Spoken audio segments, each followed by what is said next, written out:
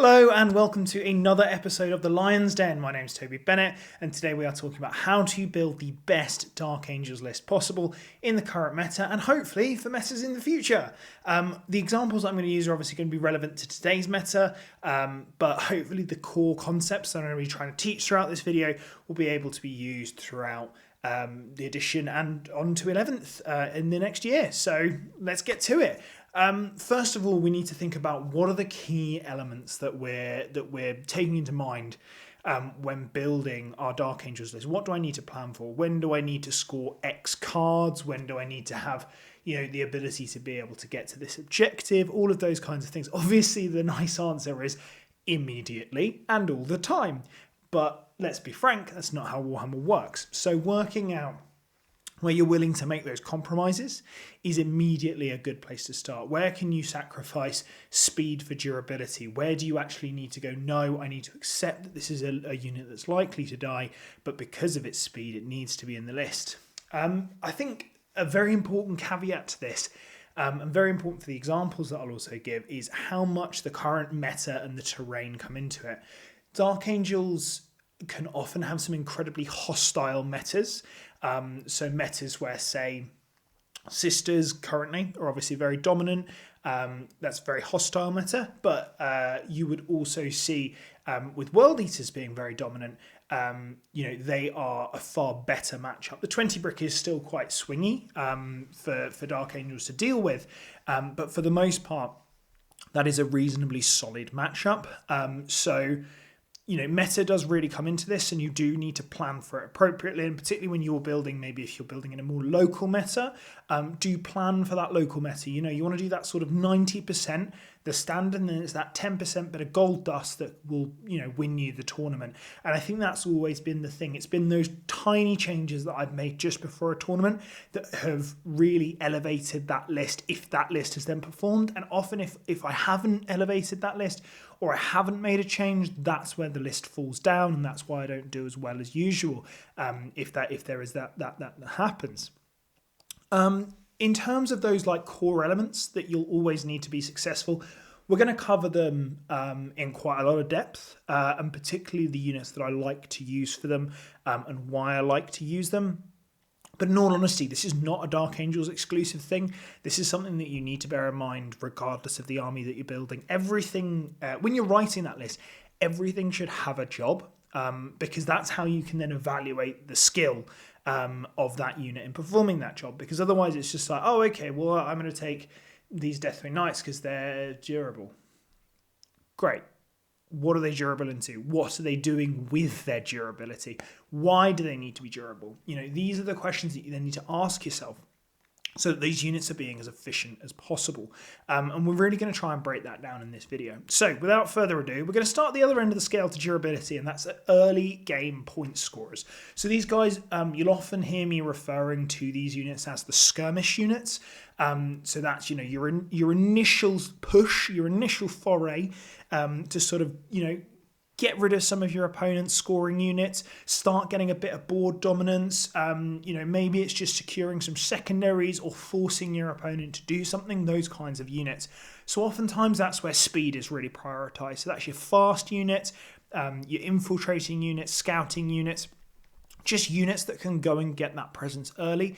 For the most part, for Dark Angels, that is going to be infantry units so that you can get through walls and you can deploy them so that you're able to sort of be quite safe but quite far forward if there's a terrain piece kind of on the line. But then you want to be able to breach through that and keep pushing. So usually it is infantry. I'm trying to think if there's any examples where it wouldn't be. I mean, you could technically put Outriders in this role, but quite frankly, I think there's better options to that. Like I say, you want to keep them cheap and cheerful. Anything above 100 points is probably too expensive to be doing this job in Dark Angels. We're looking at our 70 point, say, Lieutenant with Combi Weapon, Scouts, JPIs, Incursors, all of those kinds of guys. Vanguard Vets if you're playing Wrath of the Rock, but obviously they're a little bit more on the expensive side, but because of that additional durability of the 4-up in run, and then the -1 to wound, that can be a lot more impactful. But I think Vanguard Vets are probably the tippy top of where I would spend the amount of points, because I mean, even something like a Calidus that can do this role, I don't think it really fits that role as well, which is often why I don't play a Calidus. I've explored them, and I have used them in different roles, but I think with that early game point score, you very quickly learn playing the Calidus that you can't deploy it aggressively. You can't use it like you do the Combi Lieutenant, because it's not got an innate reactive move. Yeah, sure, it's got fights first, but there's a lot to it. It's always saving on 4s, all that kind of stuff. So even like bolters are making it going through 50% of the time. So there's a lot of reasons why maybe something like a Calidus wouldn't fit this role, which again is why you need to evaluate the unit against the role you want it to perform. Because obviously in a vacuum, a Calidus assassin is better than a lieutenant with combi weapon. It's why one is 30 points more than the other. But they're doing very different roles. And I think if people confuse that, that's where they can come unstuck. Another one is that their ability to punch up into medium infantry. So when scouts got an extra AP on their combat knives, I was absolutely thrilled, because that was one of the best changes to our skirmish units that we've had in a very, very long time. The ability for Stormlance Dark Angels at the time to then just go, right, my scouts will be able to be in my opponent's deployment zone, causing problems for them. Or they can go off and just score me points. It gives me those different options with them, where I can get rid of my opponent's scoring units if they are quite light on scoring units. So a really good example of this is the Orc Warhorde list that's going around at the moment. They've usually got 1 10-man of commandos, which splits into 5s. You need to be able to deal with them, and dealing with them early, excellent. So if you know that you've got a unit that can go in, deal with Orc commandos, you're in a good spot. So that is something like a JPI that's going to impact mortal some of them. Power Fist takes out a couple. The Chainsaw drags down the last couple. Those kinds of units, that's where you're really elevating. Obviously, scouts, they're winning on 5s, so it's tough, but equally your opponent's saving on 6s, so every 5 is very likely to be a dead orc. Those kinds of, logical arguments that you need to be having with yourself, I think is really the way to go. But obviously they kind of need to take all comers, because sometimes you're going to get Kroot, sometimes you're going to get scouts. I don't know what you're going to get out of CSM. I'm trying to think of what they're using. Maybe even things like Warp Talons. Obviously they're very expensive to be doing, but because of their difference in their durability of disappearing after they kill a skirmishing unit, they're a bit different. But those are the kind of units. I mean, Seekers, they're another good example. Out of the Be'lakor lists at the moment. Those are the kinds of units that you need to be able to deal with these early game point scorers. That's what they're skirmishing against. And if they're efficient into those kinds of units, excellent. They're doing their job great. They might go into a mainline infantry unit and just get absolutely slaughtered. Obviously, it's great if you've got the ability to go into both. JPI is doing impact mortals, Incursors supporting other elements of the army, and scouts just being surprisingly stabby into those kinds of things, or just putting a missile into something and accidentally doing 6 damage. Those kinds of things can really elevate that skirmish line, giving you that flexibility of choice and really punishing your opponent for making disrespectful decisions to your skirmish line and not clearing them out early. And it's always advisable, clear out your opponent's skirmish line as quickly as possible so you can start dictating that board presence. So, next, what's securing the board? Obviously, we talked about skirmish pieces, but for the most part, they're probably going to be dying quite quickly. Board securing pieces are slightly different because they're more focused on objective holding. They're not going out and sort of ranging and doing actions as much. And they're not really, their job isn't to really go and hunt down enemy skirmish, that kind of stuff. It's to get that board presence. It's to force a response from your opponent. And that's the really key thing for me when I'm analysing these kinds of choices. And there's 3 key questions, and they each pertain to one particular objective. So what secures your expansion objective? What contests to secure the middle? And what I mean by that is the middle is going to be contested for probably at least 2 turns. And by that, I mean turn 1, you start moving up. Turn 2, contested. Turn 3, contested. how do you make it so that you're probably winning that on turn 4? How are you punching up in there and forcing your opponent to put out resources that they wouldn't necessarily want to put out earlier in the game, so that then you can clatter them back faster? And then finally, how do you frustrate your opponent's expansion? And by that, it's a couple of different things. That might be by putting more OC than they have on it, just so they don't score it for a turn. If you deny them scoring that for a turn, you're taking a fifth of the points, well, a quarter of the points that they can score from that objective from the game. So it's, when you put it in those kinds of terms, reducing your opponent's scoring by 25% there on that particular objective, that can be really quite useful. Boy math. So the units that I really like to do, and I think we're going to jump straight into units here so that then I can explain why that unit's particularly good at it. And that's first for securing our expansion. We need to be consistent on our expansion. Because like I just said, in terms of frustrating your opponent's expansion, they're likely going to be doing the same to you. So having a way to stop your opponent from doing that by having some threat, having good OC, being able to punch up, that kind of stuff is really, really efficient. So that's why in all of my lists, you see usually the first name on the list is Azrael with some Assault Intercessors. That's because they're cheap.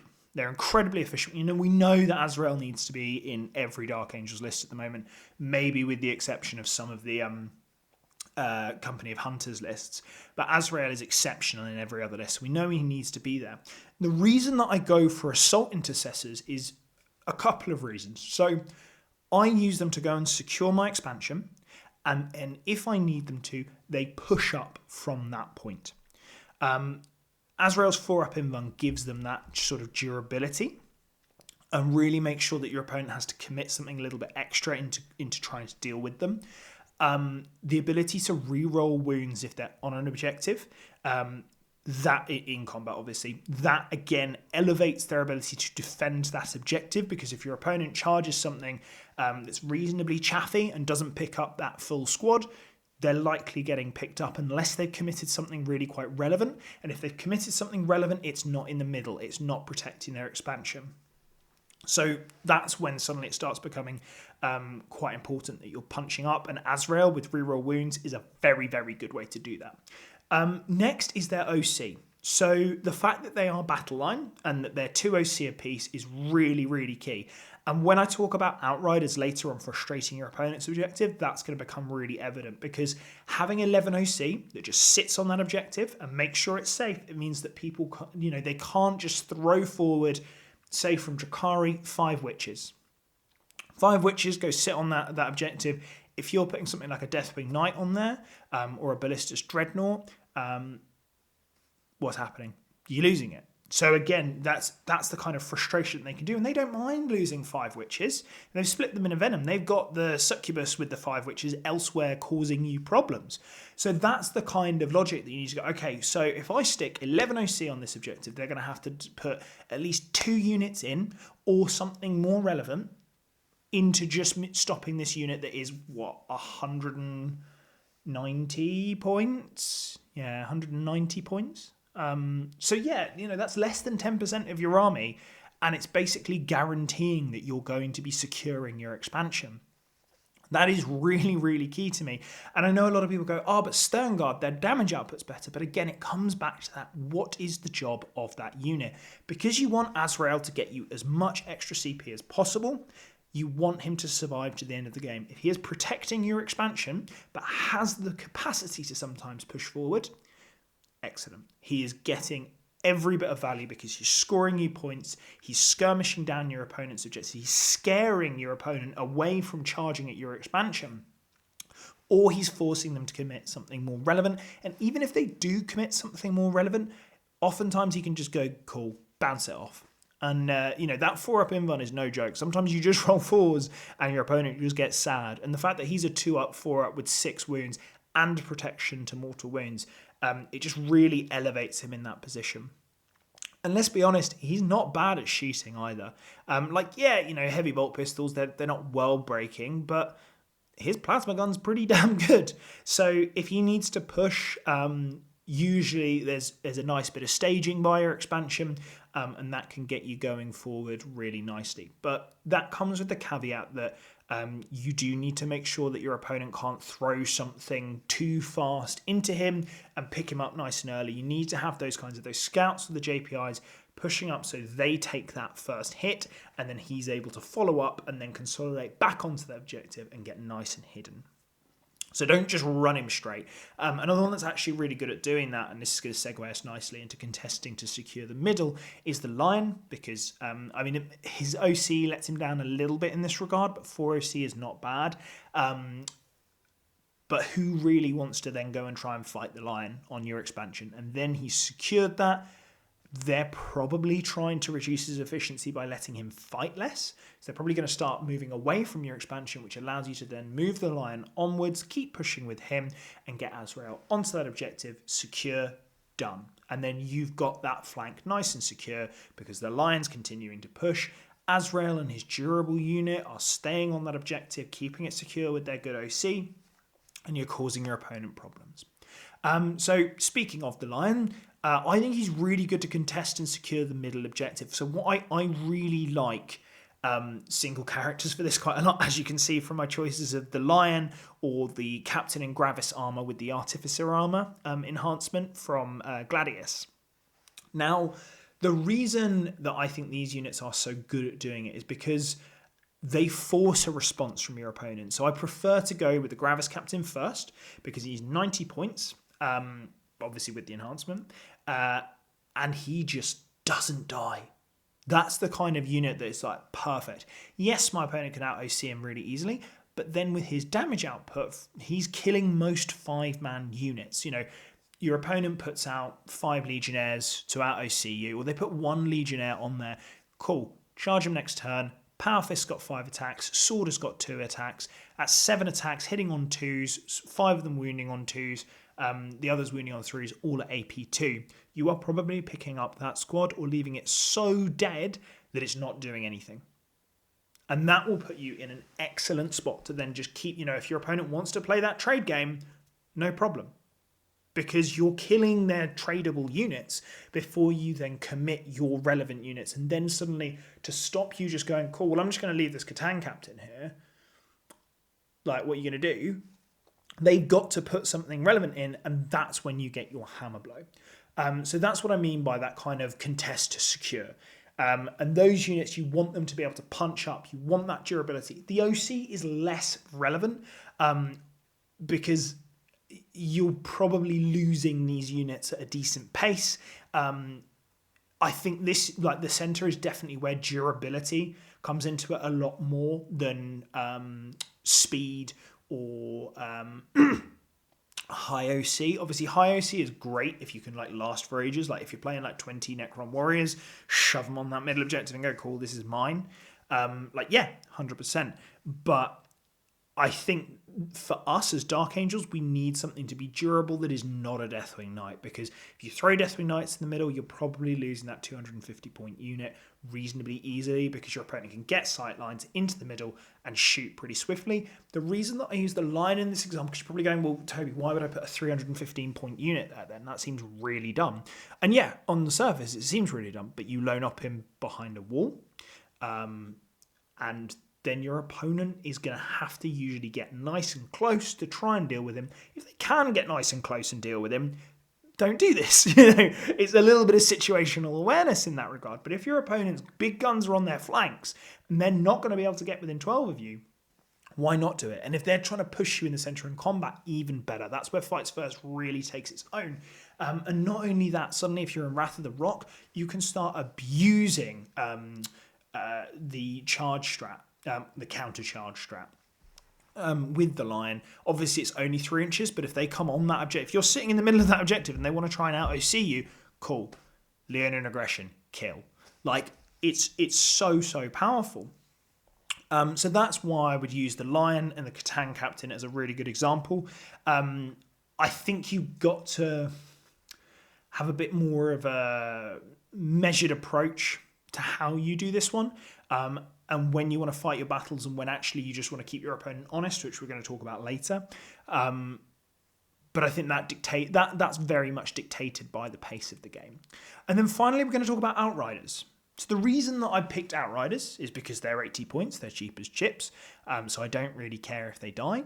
They've got surprisingly survivable profiles. I used to do this with the 9 brick of bikes, which was really, really good fun. In Stormlance, it would just go so quick, be on their objective and be like, hi, everything here is 3 OC. There's 27 OC on your objective, and I bring back a guy a turn. Come deal with me. And I can -1 to hit, -1 to wound it, which was great fun. But Outriders, just as a 3-man, sling them up. If your opponents put, again, something like a Deathwing Knight, their version of a Deathwing Knight, on their expansion, you just go, cool, Outriders, 6 OC. I out-OC you now. Bad luck. And then you've denied them again for those early games. And if you're able to do that with a couple of units and you're able to secure yours up with Azrael, you're already pushing ahead on primary. And now that challenger cards are no longer a thing, that is always a positive. Outriders, I think, are a bit of a sleeper MVP in this regard. And I would like to see more of them. It would involve me playing probably more of them as well, which I'm not at the moment, but that is just because it's really tight. The Dark Angels roster is really, really efficient, but I do think that would be a role that Outriders would really excel in. So if you're looking to put Outriders in your list, 100%, that is the role that I would have them in, both in 3-mans or in that more durable one where they can just go there, 3 OC, you put 2 bikes on their expansion objective and you go, cool, come get me off, mate. Like, that causes so many problems to your opponent and just reduces their ability to score.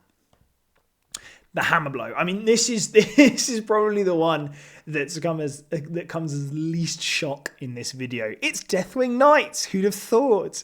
How do you break your opponent's back?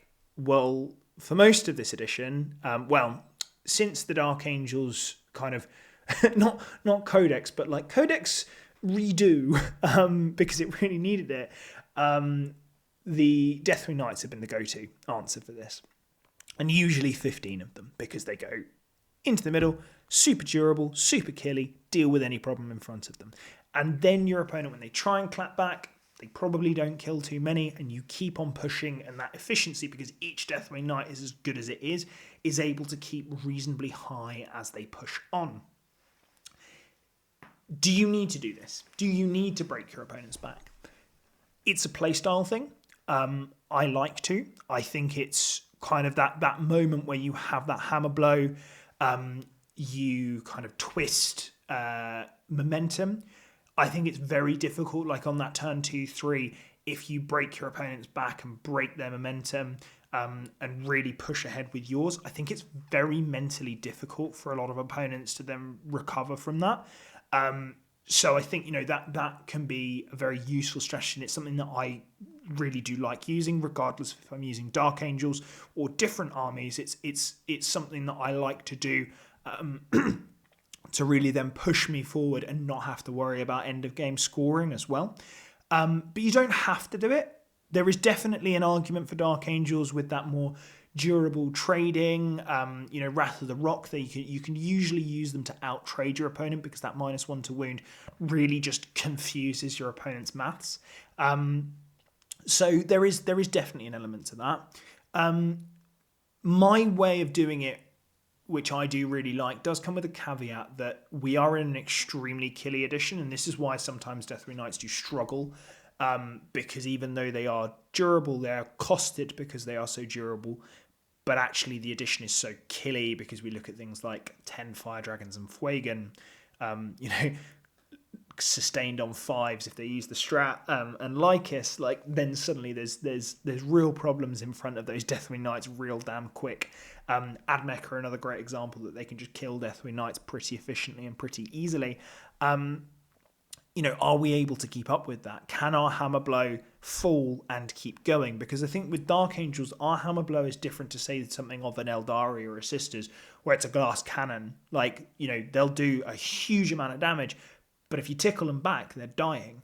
But actually, with Dark Angels, we aren't as killy as those factions. But if we put that element of Anvil in, and that kind of, okay, I'm going to kill this line of infantry that you've got, and then I'm going to force a response, and if you don't respond enough, I'm going to clatter your main line. It's almost a little bit like how orcs do it in like Green Tide, where they throw up 80 boys and go, okay, next turn I'm warring. If you don't deal with enough of this, you're dead. And it's kind of like that, but we do that from a more durable, like we're going to stand there and we're going to, shield up, shield wall, cause problems for our opponent that way. So I like to temper that hammer blow with a bit more of an anvil, which is why you actually see me using ICCs less, because I think they are more hammer than anvil. It's why if you did see me using ICCs, I was using a librarian with them for the most part. So the hammer blow units, obviously Deathwing Knights, Inner Circle Companions, I think are brilliant in that hammer blow role, especially with it really does depend on meta here, but Librarian, Judicia, or Azrael, I'm less inclined for Azrael, but there are arguments just because it makes him so expensive, and then he's not doing that role that I was talking about previously. And finally the Lion, he's a massive force multiplier, and the abilities are kind of switch from that defensive to offensive role. But then also keeping up, because now he's picking 2 abilities, keeping up that durability around you. I think that's very, very beneficial. So what's the last thing? And that, to me, I call this keeping them honest. And the keeping them honest units tend to be kind of my shooting contingent. Now, since the glow up that it had in the last data slate, that has been the Land Speed of Vengeance, because it's just so damn efficient and it's so quick that it can be where I need it to be. And that's the kind of the really important thing, because you need to be able to get those gun lines as easily as possible. That's the real critical bit to this, and I think that's why the Land Speed of Vengeance is now my go-to. Previously on UKTC, it was Predator Destructors, because they could get really nice lines on UKTC. And I still think you can get really nice lines on there. And like Ballista Dreadnoughts, again, another really good example, but they had that caveat that they were super durable. But actually, now I think the Land Speed of Vengeance is really great in this role, because it's fast, so it can get where it needs to be. And it's got a hell of a gun on it. So that is sort of how I keep my opponents honest, because they buy the time for my hammer to get into position by saying, you can't disrespect my shooting, because, I can eviscerate a unit with a couple of Land Speed of Vengeances or a couple of Predators, which are going to keep their head down and allow me to stage efficiently. Because we always get this example with World Eaters. It's like, World Eaters you can disrespect in deployment. You don't need to worry about going behind buildings and such, because actually they're not going to shoot you. Like, what's going to shoot you? The only time that they're shooting you is Forge Fiends, and now Forge Fiends are pretty damn expensive. And to get their rerolls, they've got to be with an 18 anyway. So you can be a little bit more disrespectful to it. However, we don't want that happening to us. And I've tried it before, where I tried like no gun Dark Angels, and your opponent just disrespects you, and then you're too slow to get into those positions. And it causes real issues. So avoiding that, I think, is one of the most important things. So that's why I call it keeping them honest. And then the other aspect to that kind of keeping them honest is you want to hunt down those units at range that could hurt your hammer back badly. So my Predator's role was always that they would try and find the elite infantry that could go and bother Deathwing Knights, or the big nasty monster that if it took a couple of las cannons to the face, it wasn't going to be as threatening to those Deathwing Knights. Those kinds of units, that's where it's really good to hunt them, and you want that range to avoid your opponent from being able to clatter you back reasonably efficiently. So that's why Predator Destructor, Land Speed of Vengeance, they are my absolute all-stars, keeping them honest. I have warmed up to Inceptors.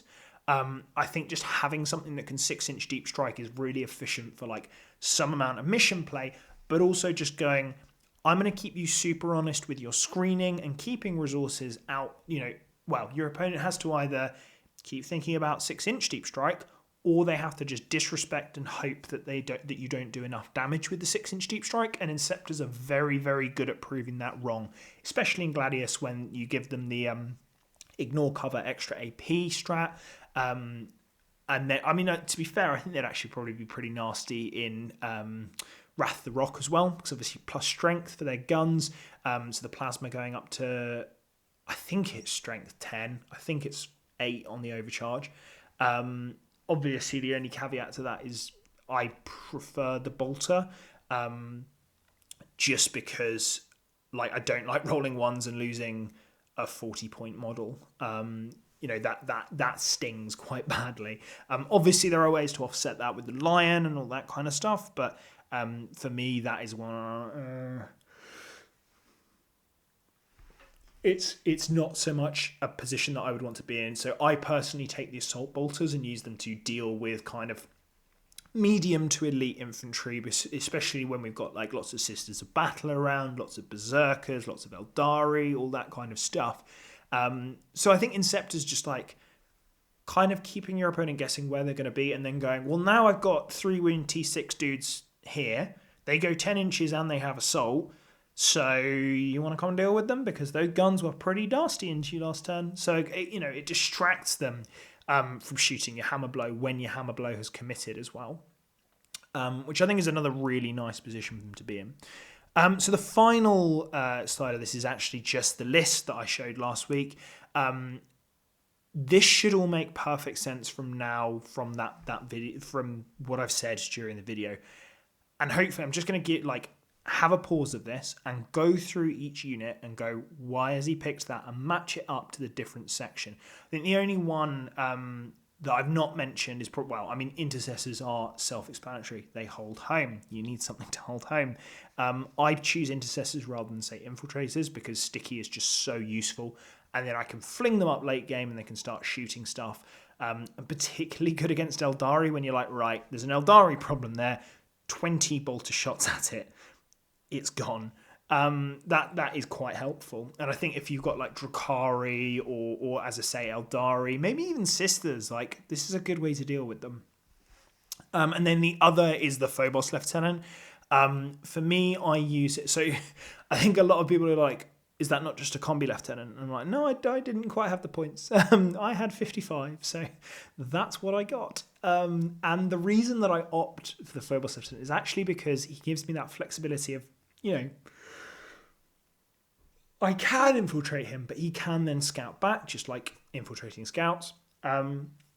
Alternatively, and what I tend to do is I keep him in reserve so that then I can deep strike him and he can like further screen my backfield, because this is a pretty elite army. It's difficult to screen with it. So just having that extra 40 mil base that has that 9-inch exclusion zone, damn helpful. But also he's got move sheet moves. He's got loads of nice little tricks. So he's just a little point scorer, a little shoring up of the back lines, causing a couple of problems, causing your opponent to think about, screening, all that kind of stuff. If he sneaks onto their backfield objective on Scorched Earth, that can be disastrous for them. In a video a couple of weeks ago, that happened. And it was really useful. It helped me burn their home objective. So those kinds of things are really, really relevant. But hopefully this list now makes perfect sense as to why I've selected it. So I hope you've enjoyed the video. I actually really enjoyed making this one. It was particularly good fun. Massive thanks to our sponsors. As you can see me wearing a lovely Gambit Gaming shirt. You can also buy Black Crow ones, but this is the Dark Angels one in lovely Dark Angels green as well. Thank you to all of our other sponsors, Glasshammer Gaming, Terrain Forge, Trident FutureWorks. They've all got like Black Friday sales going on at the moment, so go check it out. They're also all just really great guys, so nice to give them a little bit of support. And if you want to, drop us a subscribe, a like, all that kind of stuff, we do always massively appreciate it. I don't reply to comments as much as I used to, but I do always try and read them. And if you do want to grab me, just grab me at a tournament as well. I'm always around, as Daz, the lovely Daz from Carnage, found out at the ITT 2 weeks ago now. I am back on Sisters this weekend in Cardiff in another teams event at Brothers in Arms.